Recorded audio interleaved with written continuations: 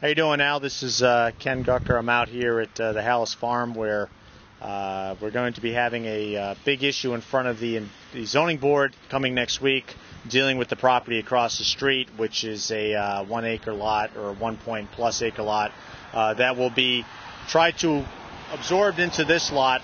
It's a non-conforming RA40 zone. Where we are right now has become a concern to me only because, when I was running for council, walking through this neighborhood, talking to many of the locals in this area, they had grave concern over what is happening down here and also what's happening on this particular property that we're standing on right now, which is city-owned property, which is under a lease agreement to Halas Farm for maintenance, beautification, etc. Many of the neighbors in this area had a problem with the various advertising signs, the lighting, etc. And I really didn't give it much thought until just recently, and actually looking at the property and seeing maybe what some of their concerns were. I did understand during various harvests they would put rather large advertising signs, corns and squashes and kind of cartoony things, which many of the neighbors behind me in these areas really weren't too happy about. They also weren't too happy about this rather large Halas sign behind me, which was supposed to be a greenway type sign, one that in the lease agreement states this area maintained by Halas Farm. Nice small medium sign, those like supplied in Wilton and other cities. And it has morphed into this advertising to where it actually looks like this piece of property is part of their property. If you look behind me, you'll notice this is the lot that is going to be in front of the zoning board next Tuesday. I believe it's the 8th. This lot used to be a wooded area. It was purchased by Halas Farm,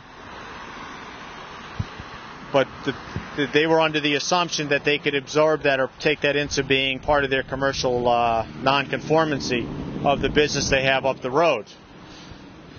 What has happened is it's become a clear cut, and it has become a storage area for piles of mulch, materials, and equipment.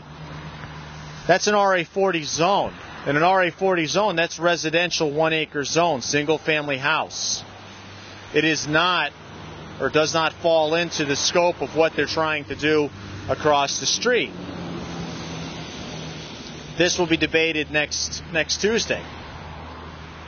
One other problem that they've shown in the past is they've used that property for commercial ventures last October, November, somewhere in that point where they had their pumpkin festival. Though it being a very nice festival and though it being for a worthy cause to raise money for charity, one thing that was of concern was there used to be, or they had at the time, a 4x8 big pumpkin sign out of plywood up on that corner. When one came out of this road here, out of Barnum Road, and looked up the hill at that corner, the sign would obscure any oncoming traffic. This was noted through Town Hall. They said they had warned Halas, but yet the sign persisted to be there until it was removed about a month or so later. So again, personal safety wasn't taken into consideration. Another thing that has been brought up is people want to understand where they're coming in and out up above with their tractors and with their machinery. It's on a blind corner. Are we going to be looking down the road to where they come out with a dump truck or somebody comes to get a load of mulch, they're pulling out of there and they get hit by a car traveling north? These are all concerns that need to be addressed at the zoning board, and I'm sure they will be coming up. We're just up the street a little bit on the edge of the city's property. To my left, to your right, is the property that is in question in front of the zoning board. If you notice, you see a bunch of dumpsters there, some landscaping, trailers, and a pile of mulch. This is why they are in trouble with the zoning board at this particular time and have been ordered to cease and desist.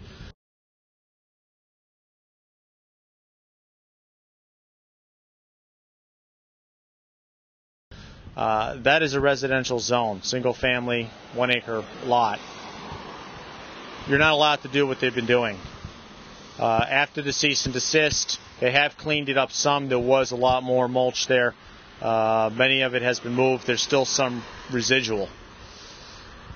The driveway there is also what I had mentioned earlier that is in question. How is that a safe curb cut to be able to enter and exit this road without having a serious car accident? So these are all issues that will be brought up on Tuesday, and hopefully Halas' lawyers, etc., will have viable reasons why they can continue what they're doing. My personal opinion, don't think it should happen. They knew what they bought. They knew what was there. Buyer beware.